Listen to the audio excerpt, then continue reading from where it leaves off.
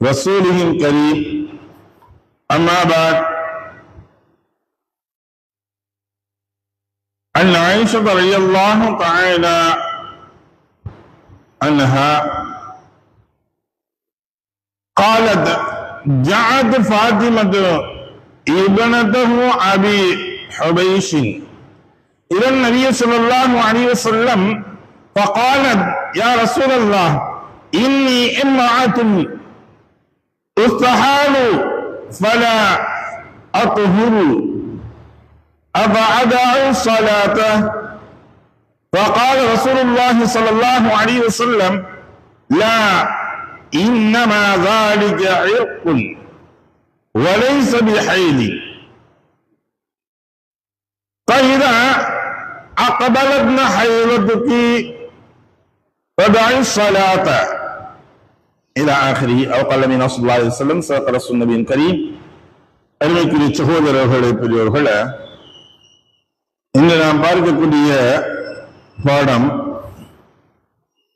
இந்த பெண்களுக்காக ஏற்படக்கூடிய உபாதைகளில் இரத்தப்போக்கு ஏற்பட்டால் எதுவரை அவர்கள் தொழக்கூடாது என்பதை பற்றியும், அதே போன்று ஆடைகள் படக்கூடிய இப்படியாக கொண்ட நஜீசுகள், அதாவது இரத்தப்போக்கூடிய நஜீஸோ அல்லது இந்திரியத்துடைய நஜீஸோ ஆடைகளில் பட்டிருந்தால் அது எப்படி சுத்தம் செய்வது என்பதை பற்றி தான் பார்க்கக்கூடிய பாடங்களாக இருக்கின்றது. அல்லாஹ் தஆலா பெண்களுக்கு ஏற்படுத்தப்பட்ட ஒன்று, அவர்களுடைய அந்த கர்ப்பப்பையில் இருக்கக்கூடிய அசடுகளை, கழிவுகளை வெளியேற்றுவதற்காக வேண்டி மாதத்திற்கு ஒரு 5 நாட்கள் இரத்தப்போக்கின் மூலியமாக அல்லாஹ் தஆலா அதை வெளியேற்றக்கூடியதாக, சுத்தம் செய்யக்கூடிய ஒன்றாக வைத்திருக்கின்றான். இதை மாதவிடாய் என்பதாக சொல்வார்கள்.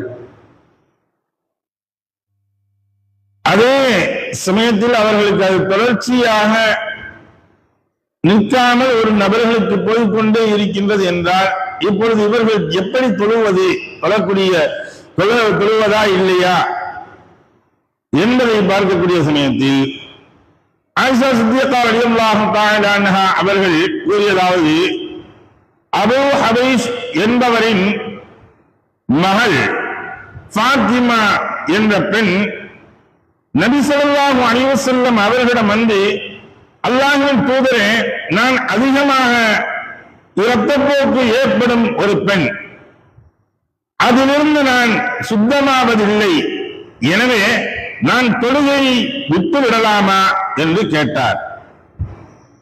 அதற்கு ரசூலுல்லாஹி ஸல்லல்லாஹு அலைஹி வஸல்லம் அவர்கள், இல்லை, அது ஒரு விதமான நோயால் ஏற்படுவதாகும், அது மாதவிடாய் இரத்தப்போக்கு அன்று, உனக்கு மாதவிடாய் வரும்போது தொழுகையை விட்டுவிடு, அது நின்று விட்டால் இரத்தம் பட்ட இடத்தை கழுவிவிட்டு தொழுகையை நிறைவேற்று என நபி ஸல்லல்லாஹு அலைஹி வஸல்லம் அவர்கள் கூறினார்கள்.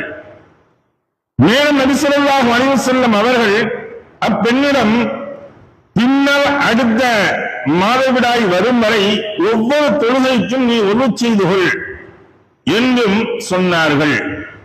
அப்ப அவங்களுக்கு அந்த சமயங்களில் ஏற்படக்கூடிய சமயங்களில் அதிகமாக ஒரு போக்குகள் போய்கொண்டே இருக்கின்றது என்றால் இதை எப்படி கணிப்பது என்றால், இது ஒரு நோயின் வியாதியின் காரணமாக வரக்கூடிய ஒன்று. அதிகபட்சம் 3 நாட்கள், குறைந்தபட்சம் 3 நாட்களில் இருந்து அதிகபட்சம் ஒரு வாரம் 15 நாள் வரை வந்து அவர்களுக்கு அது ஏற்படக்கூடிய ஒன்றுதான் இயற்கையாக.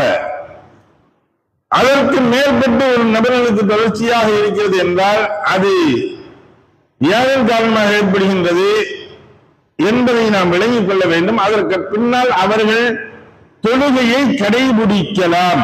தொழுகையை அவருக்கு மேலும் அவர்கள் தொழுகையை விடுவதற்கு அனுமதி இல்லை. அதே சமயத்தில் பிரசவ விழா என்று சொல்லக்கூடிய குழந்தை பெற்ற பொழுது ஏற்படக்கூடியது 40 நாட்கள் அது தொடர்ச்சியாக இருக்கும். 40 நாட்கள் வரை அவர்களுக்கு அந்த தொழுகை என்பது அப்பொழுது விடுபட்டதாக இருக்கும். இப்ப அந்த சமயத்தில் என்ன செஞ்சுக்கலாம் அப்படிங்கிறாங்கன்னா, மேலும் இவர்கள் தொழக்கூடிய சமயங்களில் சுத்தமாக ஆகிக்கொள்ள வேண்டும், ஒரு செய்திக்கணும். அதே சமயத்தில் பட்ட ரத்தங்கள் பட்ட தொழுகை கசக்கி அவர்கள் சரி செய்து கொள்ள சொல்லும்போது ரசூலுல்லாஹி ஸல்லல்லாஹு அலைஹி வஸல்லம் இதில் சொல்லியிருக்காங்க. மற்றொன்று, ஆடைகளில் பட்ட இந்திரியங்கள் இது போன்ற விஷயங்கள் ஆடைகளில் பட்டு விட்டது என்றால் என்ன செய்ய வேண்டும் என்பதையும் நமக்கு சொல்லி காட்டுகின்றார்கள். ஆயிஷா சித்திகா ரலியல்லாஹு தஆலா அவங்க அறிவிக்கக்கூடிய மற்றொரு ஹதீஸை, நான் நபி ஸல்லல்லாஹு அலைஹி வஸல்லம் அவர்களுடைய ஆடையில் இந்திரியம் பட்ட இடத்தை கழுவுவேன். அந்த ஆடையோடு நபி ஸல்லல்லாஹு அலைஹி வஸல்லம் அவர்கள் தொழுகைக்கு செல்வார்கள், ஆடையில் ஈரம் தெளிவாக தெரியும் என்பதாக சொன்னாங்க.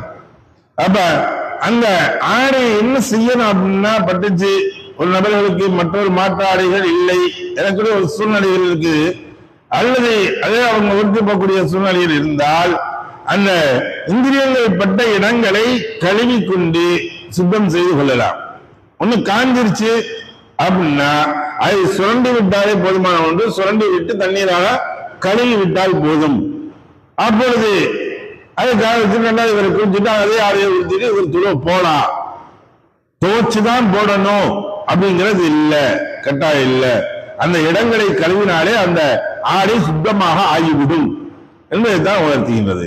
ஆக அதே போன்றுதான் இந்த மாதவிடாயுடைய விஷயங்களிலும் அது துணிகளில் பட்டுச்சு என்ன செய்யறது அப்படின்னா, அதே போலதான் கொஞ்சம் அதை சுரண்டி விட்டு அப்புறம் நல்ல முறைகளில் தண்ணீர் ஊற்றி கழுவி சுத்தம் செய்வதற்கு பின்னால் அவர்கள் அதை உறுத்திக் கொள்ளலாம்.